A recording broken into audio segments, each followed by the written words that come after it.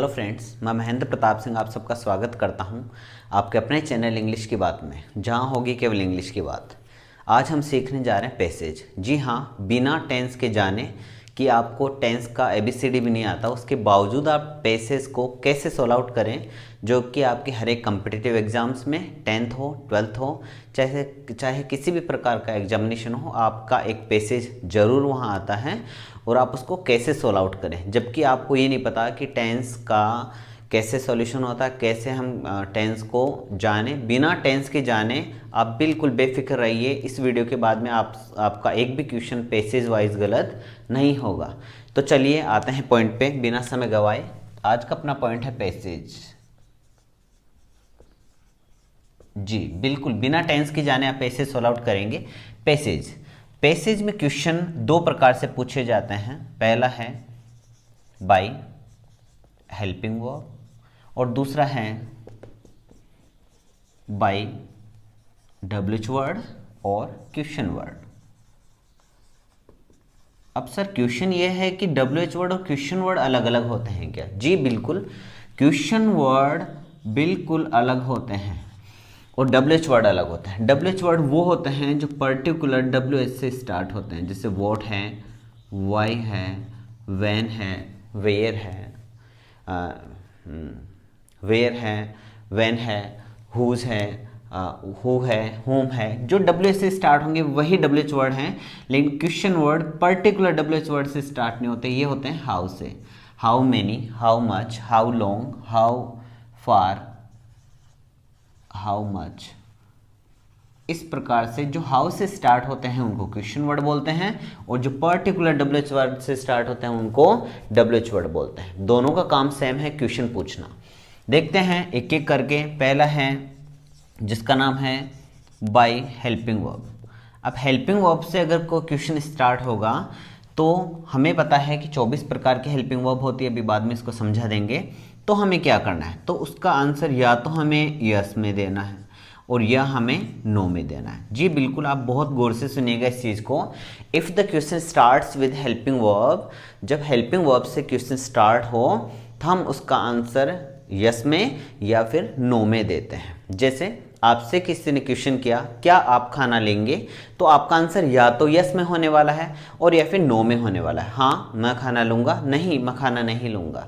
नहीं कि क्वेश्चन का आंसर हम क्वेश्चन से ही देंगे। तो यदि किसी क्वेश्चन का स्टार्ट किसी हेल्पिंग वर्ब से होता है तो आप उसका आंसर यस में देंगे और या फिर नो में। जी अगर यस में अपना आंसर रहे तो क्या करना है, यस कॉमा और उसके बाद में जो आपका क्वेश्चन है उसका आपको अफर्मेटिव बनाना है। जी अफर्मेटिव सेंटेंस बनाना, और अगर नो होगा तो नो प्लस कॉमा और आपका आंसर जो है उसको आपको नेगेटिव बनाना है। जो भी आपका क्वेश्चन है उसको नेगेटिव सेंटेंस में चेंज करना है। ठीक है सर, अब क्वेश्चन ये है कि हमें कैसे पता चलेगा कि अपना आंसर यस में है नो में है। बात यह है कि आपको किसी पैसेज में एक भी वर्ड समझ में नहीं आ रहा, उसके बावजूद आप अपने पैसेज को कैसे बिल्कुल से सही करें, जबकि नए आपको टेंस आते हैं, नहीं आपको ये पता इस पैसेज में किससे रिलेटेड ये पैसेज आया है, तब हम कैसे करें। नो मैटर, जो मैं बताने जा रहा हूँ उसको बहुत गौर से सुने। पहली बात है जी अफर्मेटिव कैसे बनाएंगे। क्वेश्चन है, आपने देखा डू दे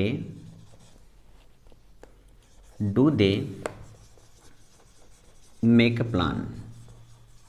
बहुत गौर से सुनिएगा, एकदम इजी है, अगर आप सुनते रहेंगे तो। जस्ट इमेजिन कीजिए इसका आंसर यस में है तो हम कैसे करें इसका। हमने लिखा यस जो अपना रियल आंसर है, बट इसमें आपको पूरे में से पूरे नंबर नहीं मिलेंगे अगर आपको पूरा राइट करना है तो आप इसका अफर्मेटिव बना देंगे they make a plan. Sir मुझे अफर्मेटिव बनाना नहीं आता। Okay, I will teach you. मैं अभी आपको बताने जा रहा हूँ, मैंने पहले ये किया है कि कैसे हम आंसर दें।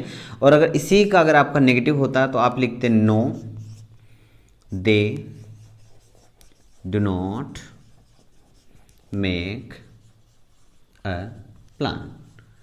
अब कैसे हुआ आपको पता है, नो लिखा आपने नेगेटिव लिख दिया, यस लिखा अफर्मेटिव लिखा। तो सर आपने कैसे अनुमान लगाया कि अपना आंसर यस में है या नो में है, फर्स्ट तो ये बताएं। उसके बाद में कैसे हम करें, जबकि आपको तो पता है कि कैसे अफर्मेटिव बना दे, मुझे नहीं आता। तो पहले तो ये सुन लीजिएगा कि अगर अपने पास में हेल्पिंग वर्ब से सेंटेंस स्टार्ट होगा और हमें पता है हेल्पिंग वर्ब 24 प्रकार की होती हैं, जिनको हम 4 ग्रुप में बांट लेते हैं। पहला है डू, दूसरा है हैज, थर्ड ग्रुप है बी और चौथा ग्रुप है मॉडल्स। तो डू में तो आते हैं do, does and did. Has में आते हैं has, have and had. Be में आएंगे is, am, are, was and were.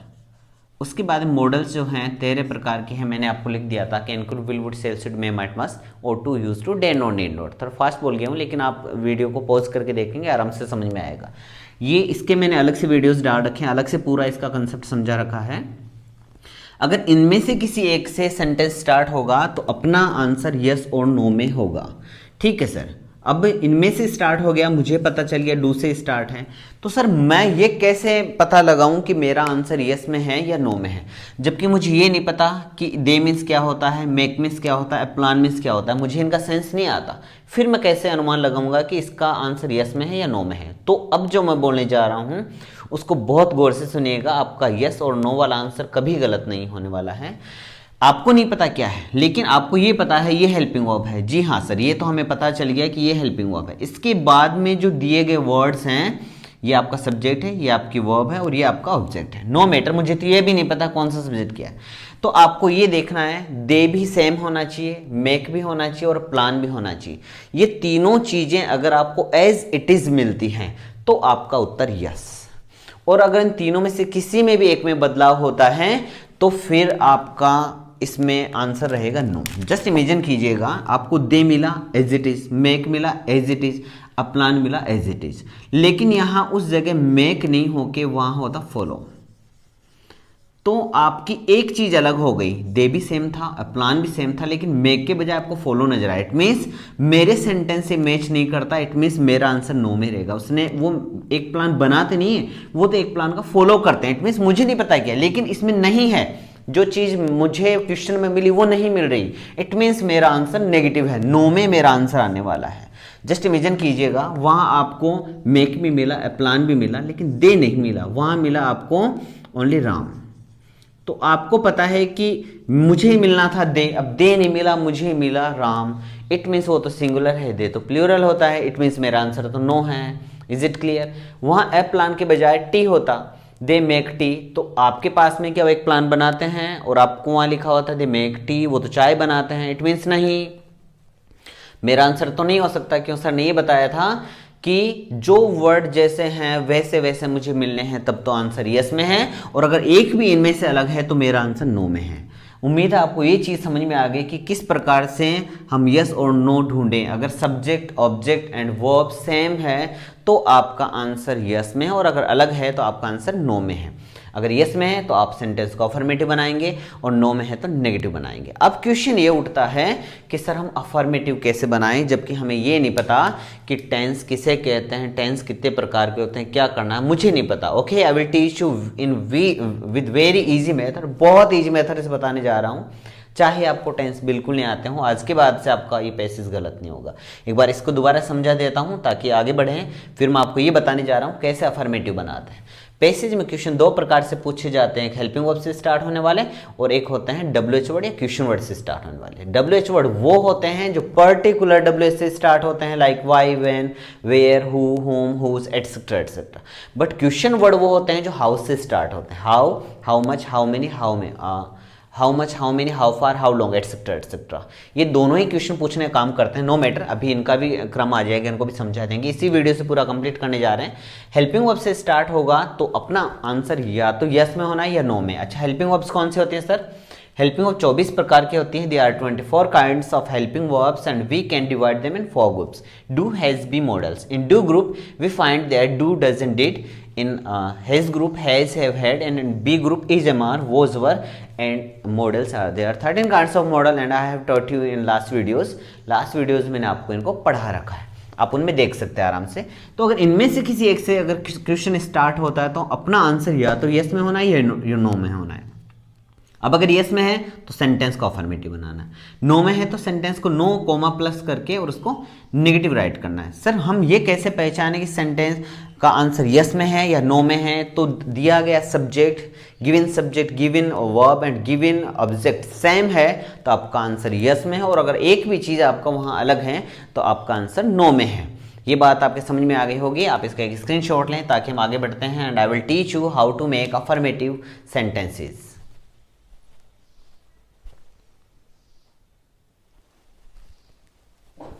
Okay, अब मैं आपको बताने जा रहा हूं कि अफर्मेटिव सेंटेंसेस को कैसे बनाते हैं क्वेश्चन से, जब आपका आंसर यस में आ गया तब। ओके, बहुत इजी वे में मैं सिखाने जा रहा हूं, आपको 100% समझ में आएगा। ओके, मैं पहले क्वेश्चन राइट कर देता हूं आपके।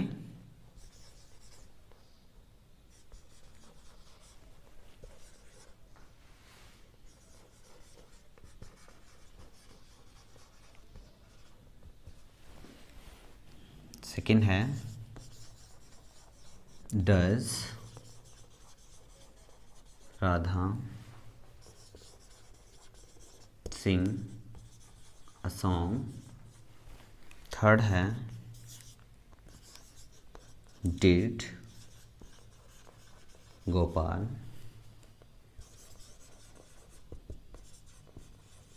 Finished his work. फोर्थ है had his father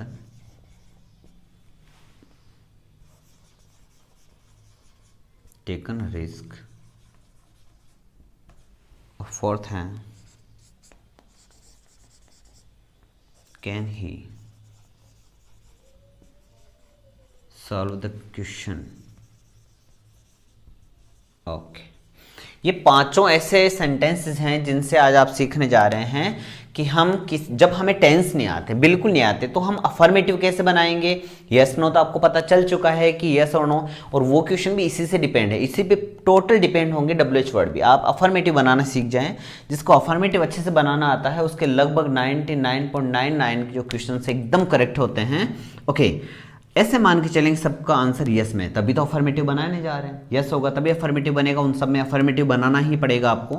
तो आपने सबसे पहले आंसर लिख लिया यस, क्योंकि मुझे दे भी मिला, हेल्प भी मिला, द पुअर भी मिला। I don't know what is the real means of these words, इनके रियल वर्ड्स क्या हैं, रियल सेंस क्या, आई डोंट नो। ओके, अब आपको अफर्मेटिव बनाना है, तो जस्ट दिमाग में डाल लीजिएगा जो मैं बोल रहा हूँ बहुत गौर से, कि यदि कोई सेंटेंस डू से स्टार्ट हो, if the sentence starts with do, इन सब में से हेल्पिंग वर्ब में से अगर डू से सेंटेंस स्टार्ट हो और उसका अफर्मेटिव बनाना हो तो बहुत इजी है, केवल आपको डू को हटाना है।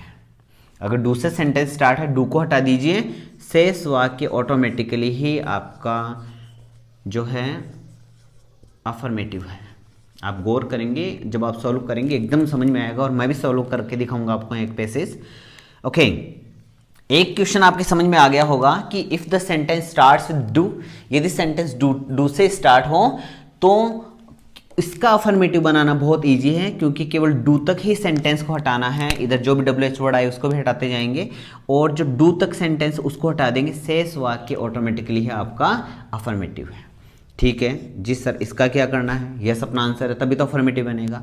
अभी मैंने बताया केवल डू को हटाना है। जी हाँ, डू को ही हटाना है, इसमें से केवल मैंने डू को हटाया, और जब डू को हटाया तो एस और यस मेरे पास में बच गया। तो जो एस और यस है इसको आपको मेन वर्ब में ऐड करना है। दोबारा सुनेंगे, मैं ये बता रहा हूं कि आपको टेंस नहीं आता है जी। फिर हम सेंटेंस का अफर्मेटिव कैसे बनाएं, हम उस क्वेश्चन को कैसे पैसेज में से फाइंड आउट करें। सबसे पहले आपको बनाना अफर्मेटिव। तो अफर्मेटिव कैसे बना रहे हैं, अफर्मेटिव कब बनाते हैं, जब अपना आंसर यस में होता है। नेगेटिव कब बनाते हैं, जब अपना आंसर नो में होता है। ओके, डू को मैंने हटा दिया, शेष वाक्य अफर्मेटिव। दूसरे वाक्य में डज से जब सेंटेंस स्टार्ट हुआ तो भी सर ने कहा था डू को ही हटाना है। डू को हटाना है, बचा एस और यस, तो जो एस और यस बच गया, जो भी डू को हटाने के बाद में बचता है उसको मेन वर्ब में आपको लगाना है। मैंने लिखा राधा सिंग्स, ओके, और a song. Is it clear? दोबारा देखेंगे, यदि सेंटेंस यदि क्वेश्चन डू से स्टार्ट होता है तो केवल डू को हटाना, शेष वाक्य ऐसा का ऐसा ही एज इट इज आप राइट करेंगे, वो अफर्मेटिव है। डज से अगर क्वेश्चन स्टार्ट हो तो केवल डू को हटाना है, इस एस और एस को मेन वर्ब में ऐड करना है। ठीक है सर, ये बात भी समझ में आई। But if the sentence starts with did then, तो डिड में से भी केवल डू को ही हटाना है। तो सर डिड में से डू को कैसे हटाएंगे? जब डू की सेकेंड फॉर्म की हम बातचीत करते हैं तो डिड होती है, तो डिड में से जैसे डू को निकालेंगे और अपने पास बच जाएगी सेकेंड फॉर्म। फिर से सुनेंगे, इसमें भी आपको डू को ही हटाना है। तो जब डू हटाएंगे तो डू की सेकेंड फॉर्म डिड होती है, तो जैसे डिड में से डू निकला बची second form. Is it clear? Just imagine कीजिएगा, मैं आ रहा हूँ और आते समय एक कोई आत्मा ही थी मेरे अंदर घुस गई, जैसे कुछ इलाज हुआ आत्मा निकलेगी बचूंगा मैं। तो जैसे डू आ रहा था सेकंड फॉर्म मिली, जब एक जगह हो गई डिड बन गई, जैसे डू को निकालेंगे तो वापस से सेकंड फॉर्म बच जाएगी। Is it clear? Okay, second form किसकी करनी है? ओके सॉरी, फिनिश आएगा यहाँ। अब आप देखेंगे सेकंड फॉर्म किसकी करनी है, तो मेन वर्ब की आपको सेकंड फॉर्म करनी है। जी मैंने लिखा गोपाल फिनिश्ड, क्योंकि जो भी डू को हटाने बाद में बचेगा उसका आपको मेन वर्ब के साथ में ही उसको ऐड करना है। Finished his work. ओके, समझ में आ गया होगा। दोबारा इसको देखेंगे, अगर सेंटेंस डू से स्टार्ट हो तो डू को हटाते हैं, शेष वाक्य एज इट इज राइट करते हैं। डज आए तो भी डू को हटाते हैं, शेष वाक्य जो एस और एस बच गया उसको मेन वर्ब में ऐड करते हैं। डिड में से भी डू को ही हटाना है, जब डू हटेगा सेकंड फॉर्म बचेगी और सेकंड फॉर्म को मेन वर्ब में लगाना है। It mean second form main verb की कर देनी है, शेष वाक्य ऐसे ऐसे करना है। Is it clear? अब क्वेश्चन ये उठता है कि सर मुझे तो सेकंड फॉर्म भी नहीं करनी आती। तो आपने देखा होगा कि मोस्टली वर्ब्स लगभग 85% ऐसे वर्ब्स हैं जिनमें ईडी ही आपको लगाना होता है। बाद में ये भी बताएंगे कि ऐसी कौन सी इरेगुलर वर्ब्स हैं, रेगुलर वर्ब्स हैं जिनमें ईडी नहीं लगता, उनकी थोड़ी सी अलग होती है। बस उन्हीं को आपको लर्न करना, बाकी आपको वर्ब्स भी लर्न हो जाएगी। अलग से वीडियो डालेंगे इसके लिए, फिलहाल आप इसको इतना ही समझिए कि इसकी सेकंड फॉर्म आप राइट कर लेंगे। अब बात आती है, जब डू हटा, डज हटा, डिड हटा, तो बाकी वाले इस ग्रुप को छोड़कर, डू ग्रुप को छोड़कर अगर कोई सी भी हेल्पिंग वर्ब आए, फिर से सुनेंगे, डू ग्रुप को छोड़कर डू, डज, डिड, इनको छोड़कर कोई सी भी हेल्पिंग वर्ब आए, जो भी 21 आपके पास में बच गई हेल्पिंग वर्ब्स, उनमें से कोई भी आए तो उसको नहीं हटाते हैं। तो क्या करते हैं, हमें ये पता है जब भी अफर्मेटिव सेंटेंस से इंटरोगेटिव बदलते हैं तो सब्जेक्ट से पहले हेल्पिंग वर्ब को ले आते हैं, और अगर वापस इसको अफर्मेटिव बनाना हो तो इसको हम ले आएंगे इस जगह और इस सब्जेक्ट को ले आएंगे पहले। मैंने लिखा हिज फादर, मतलब आपको सब्जेक्ट के जस्ट बाद में इस हेल्पिंग वर्ब को लिखना है हैड। अपना आंसर यस तो था ही, तभी तो अफर्मेटिव बन रहा है। हिज फादर हैड, और फिर ऐसा कैसा आप राइट कर देंगे टेकन अ रिस्क। ठीक है, किसी को नहीं हटाना, इसको भी क्या ऐसे करना, yes he can solve the question.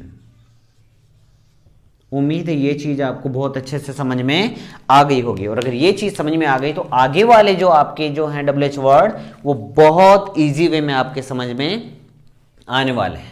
दोबारा एक बार इसको देख लेंगे। अफर्मेटिव बनाना जिसको अच्छे ढंग से आता है उसका पैसेज लगभग 99.99 क्लियर ही होता है। आपने देखा कि यस जब आएगा अफर्मेटिव बनाना है। अफर्मेटिव कैसे बनाते हैं, जब मुझे टेंस नहीं आते, नो मैटर, अगर डू से सेंटेंस स्टार्ट हो तो केवल डू को हटा दो, शेष वाक्य अफर्मेटिव। डज आए केवल डू को हटाना, एस और एस को मेन वर्ब में लगाना, अफर्मेटिव बन जाएगा। डिड आए तो भी डू को हटाना, सेकंड फॉर्म बची, सेकंड फॉर्म आपको मेन वर्ब की करनी, ये भी अफर्मेटिव बन चुका है। क्या बाकी वाली, नो, केवल डू ग्रुप को ही हटाना, उसके बाद में कोई सी भी वर्ब आए उसको हटाना नहीं है, उसमें सब्जेक्ट को पहले लिख देना और उसके जस्ट बाद में आपको हेल्पिंग वर्ब को राइट करना, ऑटोमेटिकली ही वो आपका जो है अफर्मेटिव बन जाएगा। उम्मीद है अफर्मेटिव बनाना आपको अच्छे समझ में आ गया होगा। अब हम सीखते हैं how to make negative sentences. इसका स्क्रीनशॉट लें आप।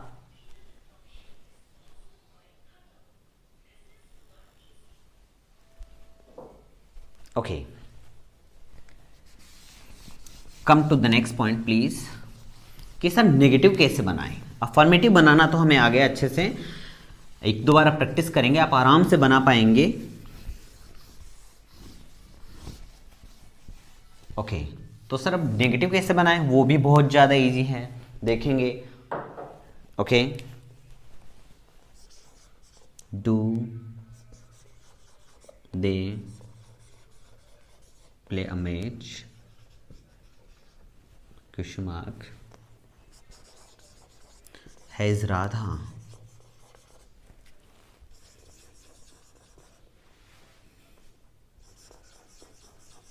Completed her work. ओके, अब आपने देखा कि इसका आंसर जैसे मान लीजिएगा इनमें से कोई भी एक चीज अलग आ गई कि वो एक मैच खेल नहीं रही थी, वो तो एक मैच देख रही थी, वो देख रहे थे, ठीक है, तो अपना आंसर आ गया नो, क्योंकि यहाँ है प्ले और वहाँ है वॉच, तो अपना आंसर आ गया नो में, नो कोमा। अब नेगेटिव कैसे बनाएंगे? नेगेटिव बनाते समय किसी भी हेल्पिंग वर्ब को नहीं हटाना है। नेगेटिव बनाते समय कोई सी भी हेल्पिंग वर्ब हटती नहीं है, बस काम इतना करना है, इसको सब्जेक्ट के बाद में लेके आना, सब्जेक्ट को पहले लेके आना है, उनका आपको प्लेस रिप्लेस कर देना है। हेल्पिंग वर्ब के स्थान पे आपको सब्जेक्ट को लेके आना और सब्जेक्ट के स्थान पे आपको हेल्पिंग वर्ब पे को लेके आना और उसके जस्ट बाद में आपको नोट लगाना है। आपने लिखा दे डू, उल्टा कर दिया, और उसके जस्ट बाद में आपको लिखना है नोट, और उसके बाद में जो भी आपका सेंटेंस है उसको ऐसे ऐसे राइट करेंगे। आप देखेंगे, दोबारा मेरे साथ में बोलेंगे, यस बिल्कुल करेक्ट बोल रहे हैं आप। नो राधा जी बिल्कुल has not completed her work. Is it clear? Negative बनाना बहुत इजी है कि आपको कोई सी भी हेल्पिंग वर्ब नहीं हटाना है, जस्ट हेल्पिंग वर्ब को सब्जेक्ट के बाद में राइट करना है और आपको उस हेल्पिंग वर्ब के जस्ट बाद में आपको नोट राइट करना है। और इस तरीके से नोट भी आपका थर्ड प्लेस पे आ जाएगा, 1 2 3, जो कि एकदम सही माना जाता है तीसरे नंबर पे। इस प्रकार से आपको अफर्मेटिव नेगेटिव बनाना बहुत अच्छे ढंग से आ गया है। उम्मीद है आपको हेल्पिंग वर्ब से अगर कोई क्वेश्चन आए तो उसको तो आप बहुत ईजी वे में कर देंगे। हेल्पिंग वर्ब से सेंटेंस स्टार्ट होगा, आंसर या तो यस में होगा या नो में होगा। यस में होगा तो सेंटेंस को अफर्मेटिव बनाना है, नो में होगा तो सेंटेंस को नेगेटिव बनाना है। अफर्मेटिव कैसे बनाते हैं? It's too easy. अगर डू ग्रुप आएगा उसको हटाना है, डू आए कुछ नहीं करना, सेंटेंस उतारना है। डज आए केवल डू हटाना है, एस और एस को मेन वर्ब में लगाना है। डिड आए डू हटाना है, सेकंड फॉर्म बची मेन वर्ब की करनी है। और उसके अलावा कोई सी भी अगर आपके पास में हेल्पिंग वर्ब आती है तो उसको आपको हटाना नहीं है, उसको आपको सब्जेक्ट के बाद में राइट करना है। Is it clear? तो वो अफर्मेटिव बनता जाएगा। नेगेटिव में कोई भी हेल्पिंग वर्ब आपको नहीं हटानी, आपको डायरेक्टली सब्जेक्ट को पहले लिखना है, हेल्पिंग वर्ब को बाद में राइट करना और उसके बाद में नोट लगाना है, आपका नेगेटिव सेंटेंस बन जाएगा। सर यस और नो कैसे पहचाने? तो दिया गया सब्जेक्ट अगर एज इट इज है, वर्ब एज इट इज है, और आपको अगर दिया गया जो आपका जो ऑब्जेक्ट है वो भी एज इट इज है, इट मीन्स आपका आंसर यस में है। और अगर इनमें एक भी चीज़ अलग है तो आपका आंसर नो में है। उम्मीद ये चीज़ आप आराम से कर सकते हैं। अब आते हैं अपने WH वर्ड पे। इसका फटाक से आप स्क्रीनशॉट लें ताकि हम इस पे पहुंचे।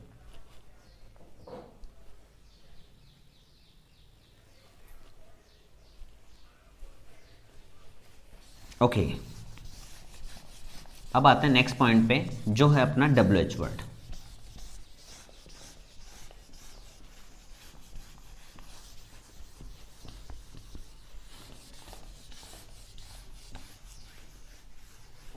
WH वर्ड भी बहुत इजी है, बस आपको इनका सेंस आना चाहिए और उसके बाद में कैसे करना अभी समझ में आ जाएगा। आप देखते जाएं, बहुत इजी वे में सिखाने जा रहा हूँ। एक वीडियो से आपके कभी पैसेज गलत नहीं होने वाले हैं, बस इसको स्किप नहीं करें और लास्ट तक देखें। अगर आपको वीडियो पसंद आ रहा है तो इसको लाइक जरूर कर दें। ओके, नेक्स्ट है WH वर्ड्स। WH वर्ड और क्वेश्चन वर्ड।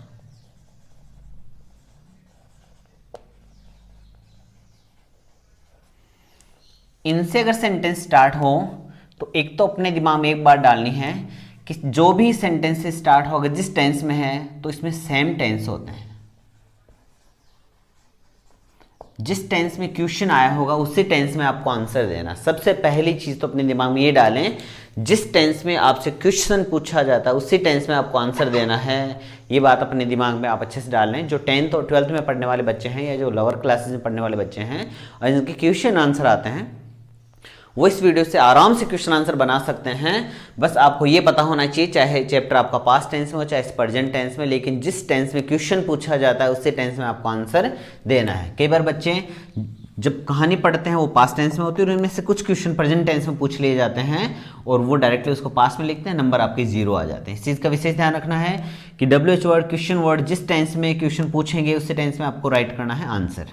पहला हम लेते हैं WH वर्ड हु। बहुत ईजी है। जो पूछता है हु मीन्स होता है कौन, और ये पूछेगा सब्जेक्ट को।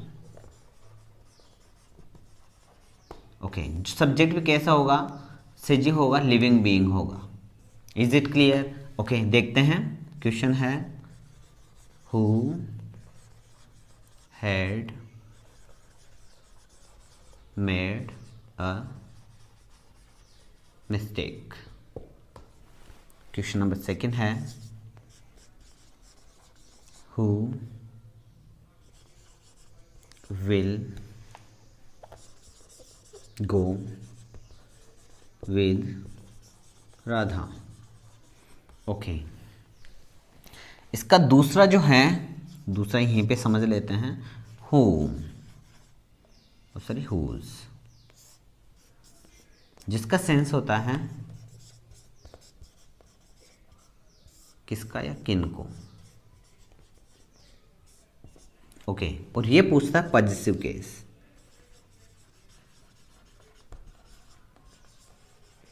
ये पॉजिटिव केस को पूछता है और जिसका सेंस होता है अपना, तो मीन्स अपना, स्वयं का। ओके, अब लेते हैं कैसे, देखते हैं।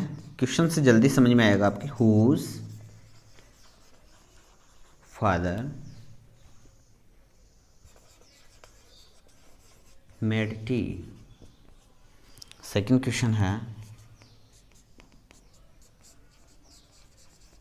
हुज ब्रदर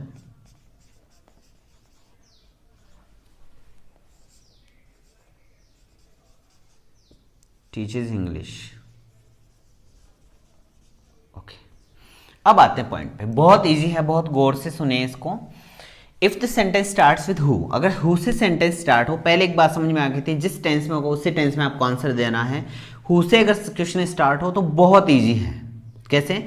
पैसेज में ये सभी चीजें आपको देखने को मिलेंगी। हो सकता है कुछ एडिशनल वर्ड्स इसमें और हों, लेकिन ये तो आपको जरूर मिलेगी, हैड मेड अ मिस्टेक। लेकिन आपको वहां हु नहीं मिलने वाला है। हु के स्थान पे आपको कोई एक सब्जेक्ट मिलेगा जिस पूरे वाक्य का सब्जेक्ट होगा और सजीव भी होगा, पूरे वाक्य का सब्जेक्ट होने वाला है। इमेजिन कीजिएगा वहां लिखा था राम, बस आपका आंसर राम ही है।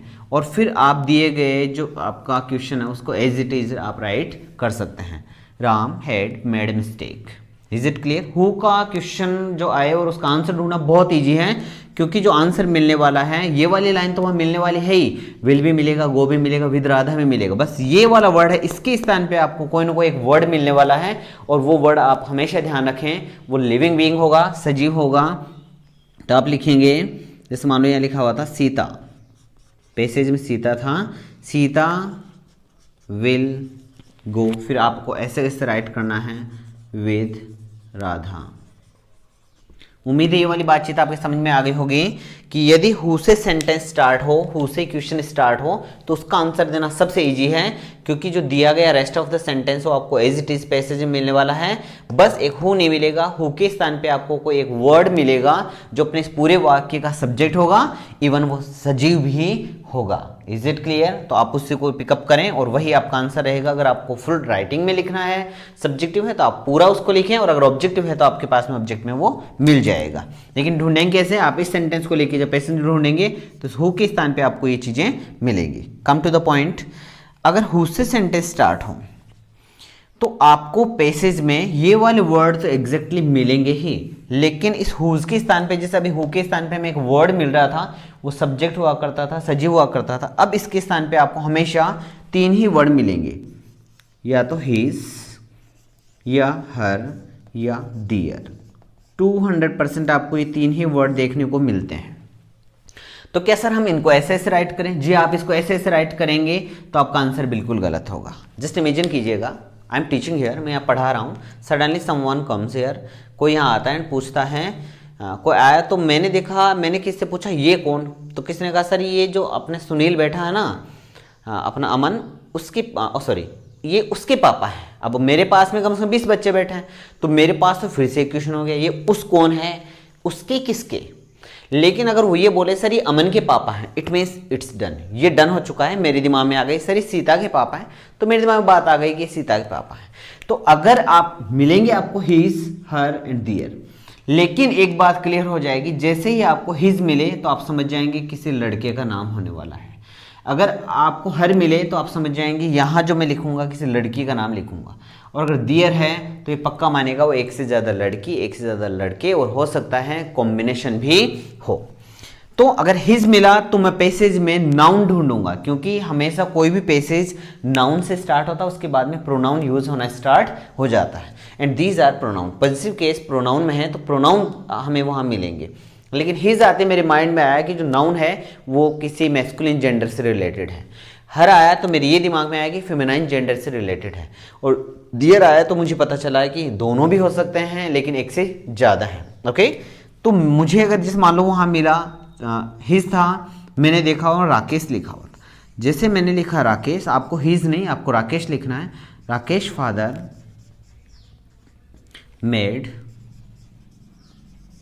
टी।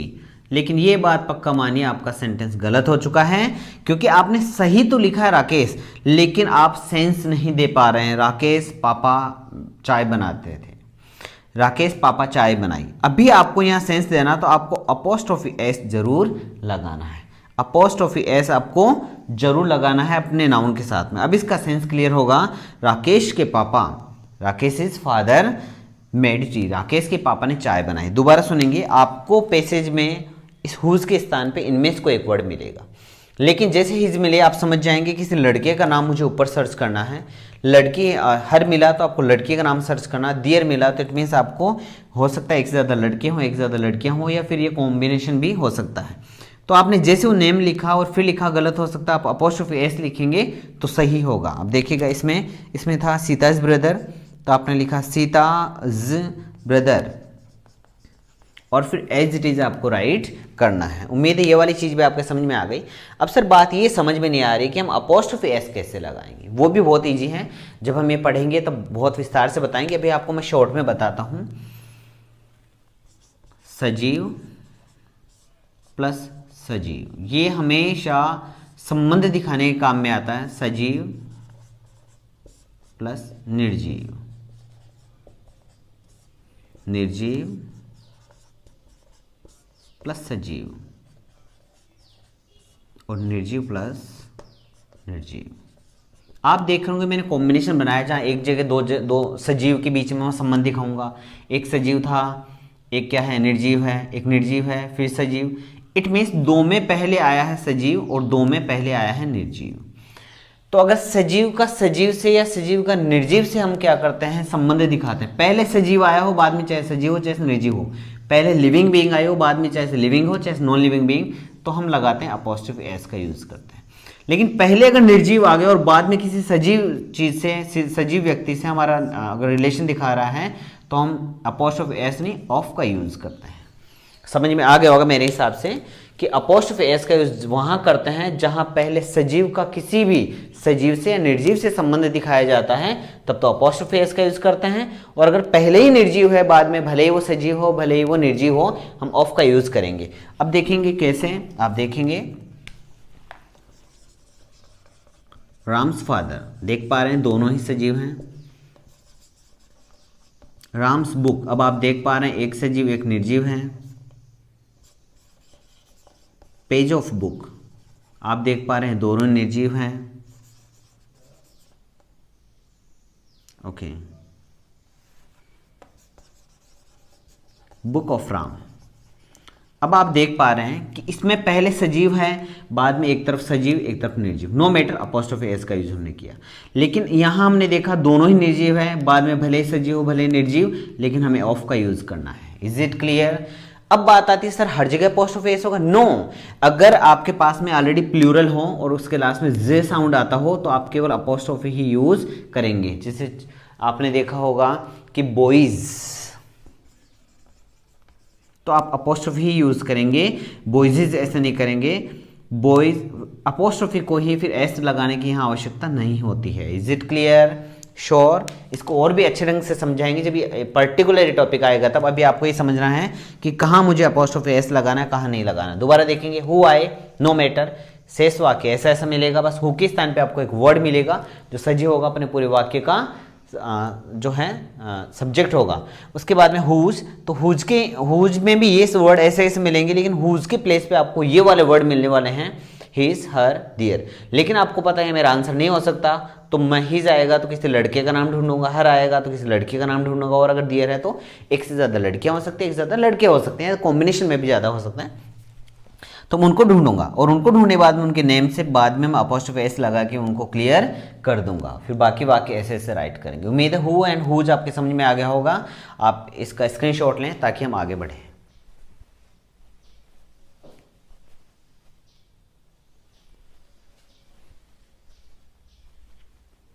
ओके,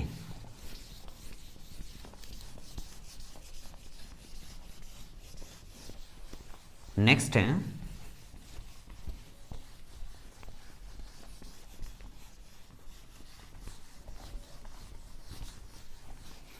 ये दोनों आपके अच्छे समझ में आ गए होंगे, जिनका आप बिना टेंस के जाने ही आप इनका यूज कर सकते हैं। आपने देखा यहाँ टेंस की कोई आवश्यकता नहीं थी और आपके क्वेश्चन भी एकदम सही बनते जा रहे हैं। अब चलते हैं where and when. Where it means होता है कहाँ, और ये पूछता है प्लेस को, जिसका सेंस होता है स्थान। ओके, व्हेन मीन्स होता है कब, और ये पूछेगा टाइम को, जिसको हम हिंदी बोलते हैं समय। बहुत इजी है, विदाउट टेंस आप आराम से पैसेज करेंगे।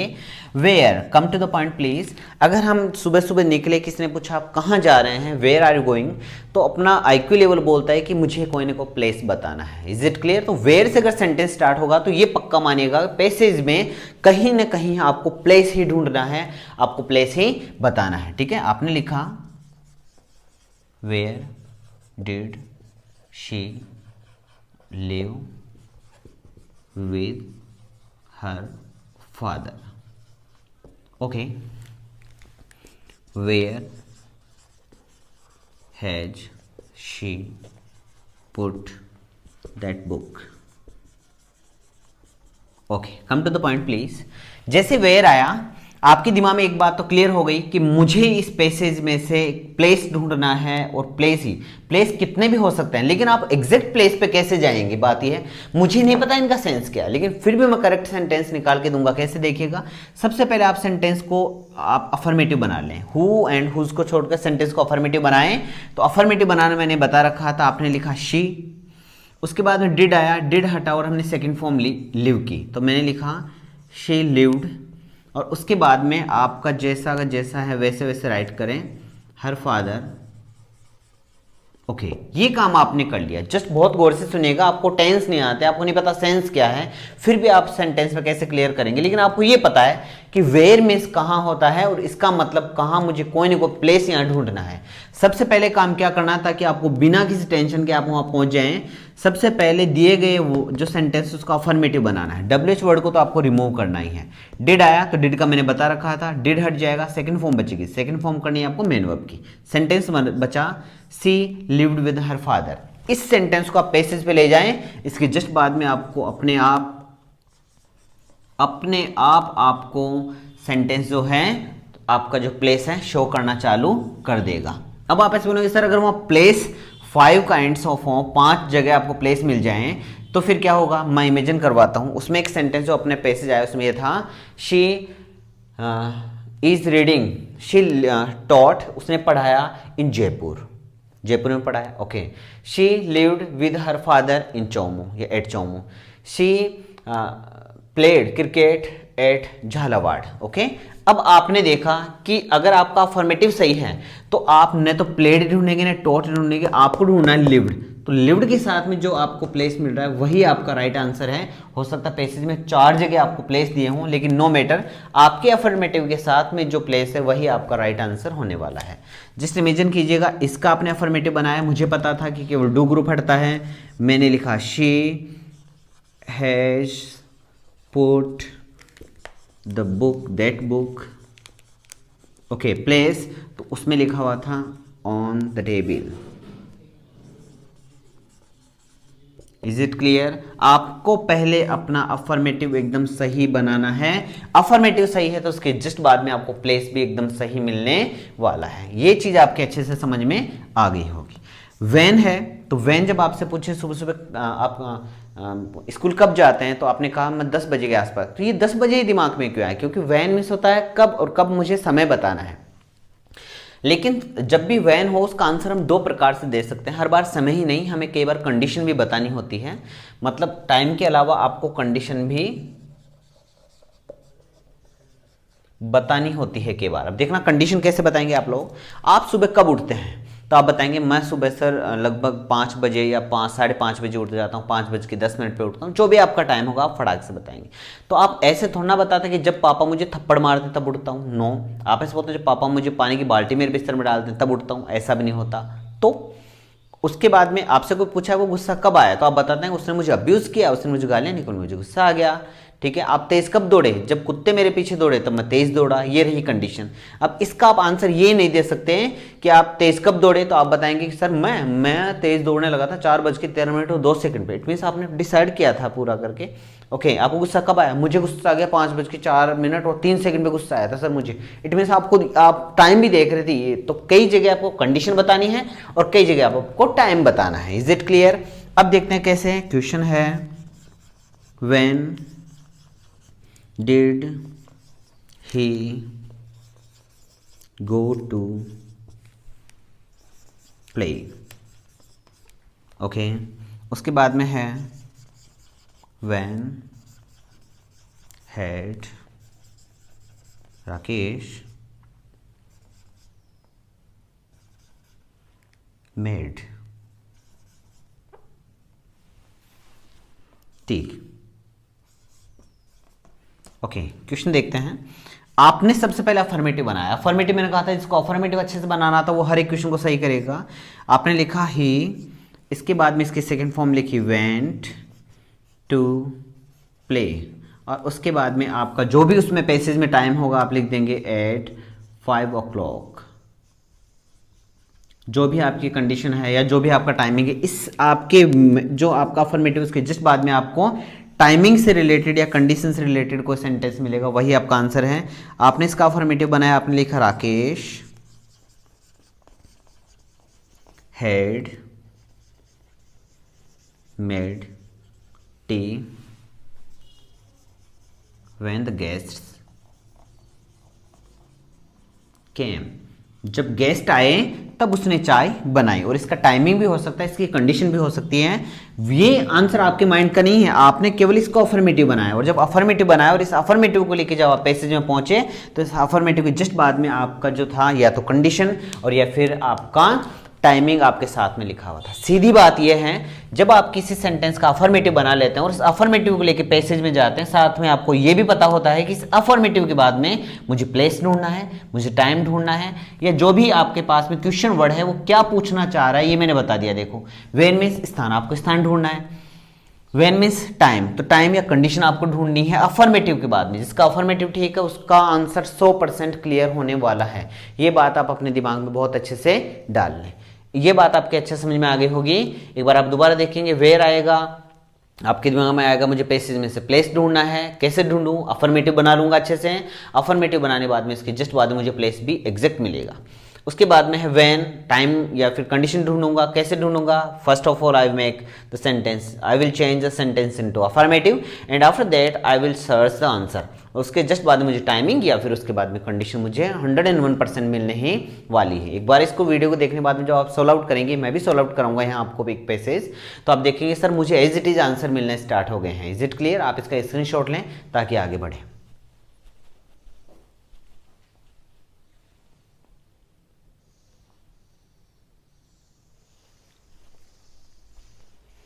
ओके,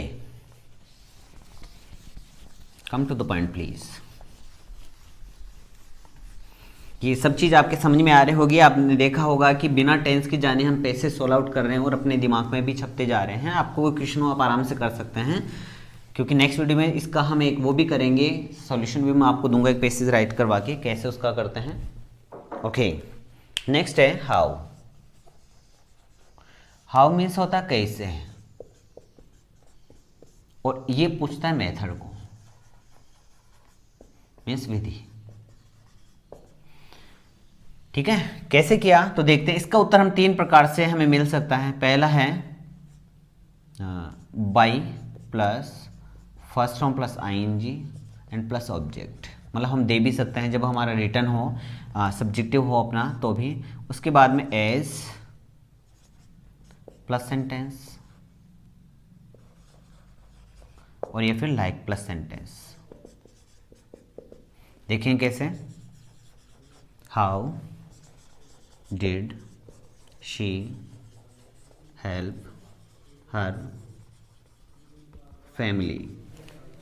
नेक्स्ट है हाउ डज ही लुक। अब देखते हैं क्वेश्चन। आपने सबसे पहले बनाया इसका अफर्मेटिव, हाउ मीन्स कैसे, मुझे इसमें मेथड तो बताना है, तो मैंने लिखा शी हेल्प्ड, सेकंड फॉर्म बना ली क्योंकि यहाँ सेकंड फॉर्म हो ही गई थी।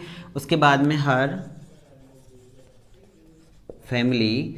अब देखेंगे जो ये बच्ची थी ये अपने परिवार में सबसे बड़ी थी और सडनली इसके जो पापा थे वो एक्सपायर हो गए, पूरी जिम्मेदारी इसके ऊपर पड़ गई, ये कुछ नहीं कर सकती थी और फाइनेंशियल काफ़ी ज़्यादा प्रॉब्लम आने लग गई। तो इसको क्या, फुटबॉल खेलना बहुत अच्छे ढंग से आता था, तो इसने आसपास के बच्चों को फुटबॉल खेलना सिखाकर अपने परिवार की मदद की। तो आप कैसे लिखेंगे, she helped her family by playing, आप बोल सकते हैं प्लेइंग फुटबॉल। फुटबॉल खेलकर इसने क्या कर लिया, अपने परिवार की मदद कर ली है। टीचिंग द स्टूडेंट्स, बच्चों को पढ़ा पढ़ा कर, ठीक है। अब है इसका अफर्मेटिव आपने बनाया, आपने लिखा ही। अब देखना एस और एस आप लगाएंगे इसमें, he looks like a star, वो स्टार के समान दिखता है। Is it clear? उम्मीद ये चीज़ आपके समझ में आ गई। हाउ मिस होता कैसे, और ये पूछता है मेथड को। मेथड को जब पूछना इसने चालू किया तो हम तीन प्रकार से आंसर दे सकते हैं, by plus first form plus I N G plus object, as plus sentence या लाइक प्लस सेंटेंस। और इस प्रकार से हम इसका क्या कर सकते हैं, आंसर दे सकते हैं। आप फटाक से इसको राइट करें। नेक्स्ट है वॉट, बहुत ज़्यादा बार पूछा जाने वाला। वॉट मीन्स होता क्या, और ये पूछता है ऑब्जेक्ट को। इसका कई बार ट्रांसपोर्टेशन के लिए भी यूज़ कर लिया जाता है। हाउ तो आप बताएंगे by train, by bus, on bike, on horse वगैरह वगैरह, आप इसका ये भी बता सकते हैं। But you have to change into affirmative first of all. सबसे पहले आपको इसको अफर्मेटिव में ही बदलना पड़ेगा। ऑब्जेक्ट, और वो भी कैसा होगा, निर्जीव होगा। और ये किसी एक्टिविटी को भी, ये एक्टिविटी को भी, क्रियाकलाप को भी पूछता है। कैसे, इसको थोड़ा गौर से सुने। What were the boys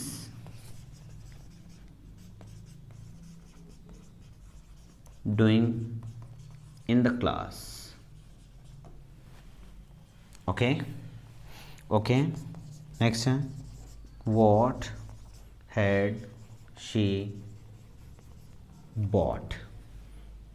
question mark. आपने देखा what आया, आपने अफर्मेटिव बनाया, आपने लिखा the boys वर। अब आपको डूइंग नहीं लिखना है। जब वाक्य वर्ड से स्टार्ट हो और सेंटेंस में मेन वर्ब आपकी डू आ रही हो तो ये डू के स्थान पे ही आपको उत्तर मिलने वाला है, ये ध्यान रखेंगे। और जो मिलेगा उत्तर उसमें भी आपके आईएनजी रहेगा। मतलब जो यहाँ डू की हालत यहाँ डन होता तो पक्का मानेगा आपके आंसर जो होने वाला था उसकी भी थर्ड फॉर्म होती, लेकिन यहाँ इंग लगा है तो आपके आंसर में भी वर सिंगिंग। ये देखिए, ये डू के स्थान पे वर्ब आई और उसमें भी आईएनजी है। इन द क्लास, क्लास में वो क्या कर रहे थे, गाना गा रहे थे। उसके बाद में देखेंगे मैंने अफर्मेटिव बनाया, she had bought a book, वो उसने एक बुक खरीद ली थी। इट मीन्स ये रहा ऑब्जेक्ट निर्जीव, बहुत इजी है। व्हाट मीन्स क्या, ये या तो निर्जीव ऑब्जेक्ट को पूछेगा या एक्टिविटी को। एक्टिविटी होगी तब इस सेंटेंस में डू जरूर होगा, डू आपको हटाना है। लेकिन ये दिमाग में डाल लीजिएगा जो डू का इसमें वो काम हो रखा है वही आपको आंसर में मिलेगा। मीन्स जो आंसर में आपको पैसेज में मिलने वाला है वो इस डू के स्थान पे एक वर्ब होगी जिसमें आईएनजी लिखा होगा, शेष वाक्य आपको ऐसे ऐसे लिखना है और बाकी वाला आप ऐसे ऐसे राइट करेंगे। इसका एक बार कई बार ये भी पूछ लिया करते हैं, What is he, वह क्या है। तो आप इसका यू भी बना सकते हैं, अफर्मेटिव बनाया, ही इज अ डॉक्टर। ये भी कई बार पूछ लिया करते हैं, डेजिग्नेशन के लिए भी इससे पूछ लिया जाता है, प्रोफेशन के लिए भी इससे पूछ लिया जाता है। उम्मीद ये चीज़ आपको अच्छे समझ में आ गई। एक बार आप इसका स्क्रीनशॉट लें ताकि आगे बढ़ें।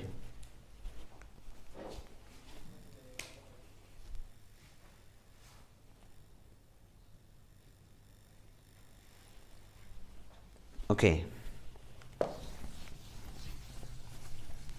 वीडियो थोड़ा लंबा होता जा रहा है लेकिन एक ही वीडियो में आपका काम हो जाएगा, बार बार आपको चेंज नहीं करने पड़ेंगे वीडियोस।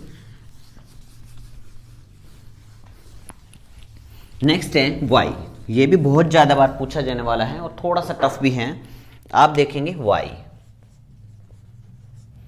वाई मीन्स क्यों, और ये होता है कॉज मीन्स कारण। आपको कारण बताना होता है जी। और इसका उत्तर हम 4 प्रकार से बना सकते हैं। पहला है two plus first form plus object, इस प्रकार से मिल सकता है। दूसरा है because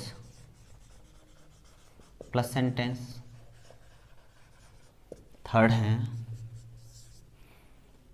since for plus sentence. Fourth है सो दैट प्लस सेंटेंस। इस प्रकार से इसका उत्तर हमें मिल सकता है। और इसमें एज भी हो सकता है, एज भी आप ऐड कर लेंगे, एज प्लस सेंटेंस भी। क्वेश्चन है why did Ram come here, question mark. Why was the king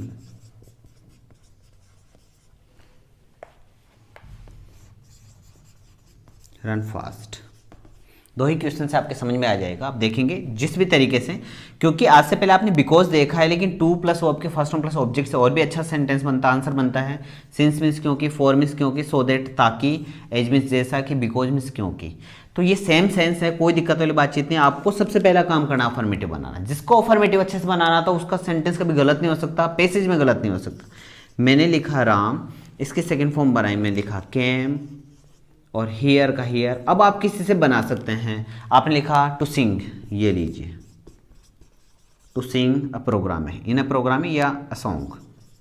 ये इसका रीजन रहा, एक गाना गाने के लिए आया था। अब इसमें because he wanted to sing a song, since he wanted to sing a song, for he wanted to sing a song, so that he sang a song, और as he wanted to sing a song. इस प्रकार से इन सब से start होता हुआ आपको ऐसा आपको रीजन मिलेगा, लेकिन मिलेगा आपको अपने अफर्मेटिव के जस्ट बाद में, ठीक है। उसके बाद में आपने इसका अफर्मेटिव बनाया, आपने लिखा द किंग वॉज रनिंग, आप लिखें running fast as he wanted to kill the lion, वो लॉइन को मारना चाहता था। बिकॉज ही वांटेड, आप यहाँ बिकॉज के बजाय आपको एज के बजाय बिकॉज मिल सकता है, फॉर भी, सिंस भी, टू किल द लॉइन, वो लॉइन को मारने के लिए तेज दौड़ रहा था। उम्मीद है आपको समझ में आ गया होगा। वाई मीन्स होता है क्यों, और इसमें आपको कॉज बताना होता है, कारण बताना होता है। तो इसका उत्तर आप 4 प्रकार से बना सकते हैं। To plus verbs first form plus object, because plus sentence, since और for plus sentence, so that plus sentence और एज प्लस सेंटेंस। आपका अफर्मेटिव अगर ठीक है तो इस अफर्मेटिव के जस्ट बाद में आपको इन तीनों चारों रीजन से आपको आपका आंसर मिल सकता है। आप स्क्रीनशॉट लें ताकि हम फटाक से आगे बढ़ें। ओके, वीडियो थोड़ा लंबा होता जा रहा है। ओके, आप फटाफट देखेंगे। नेक्स्ट है how many and how much.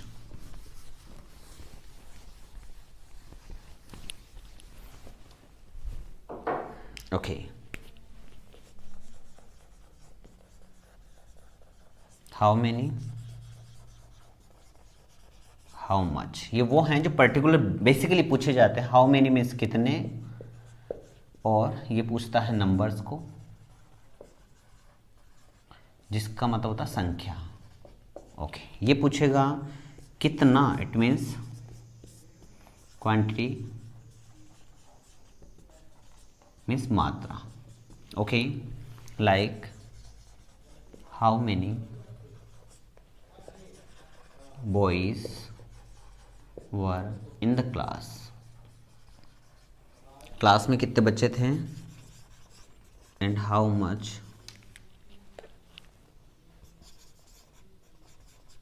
Banana did she bring. Okay, अब देखेंगे हाउ मेनी मीन्स कितने। तो जैसे ही हाउ मेनी आए तो आप समझ जाएंगे कोई ना कोई संख्या मुझे पैसेज में मिलने वाली, लेकिन वो मिलेगी कहाँ, पहले अफर्मेटिव बनाएंगे तब। तो आप लिखेंगे हाँ बॉयज, सॉरी वहां मिलेगा there were 2 boys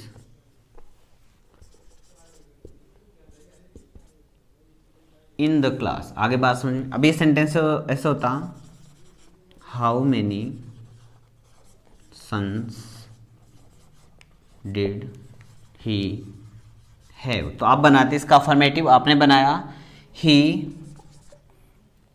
had, second form आपने बना दी और उसके बाद में लिखा 5 सन्स।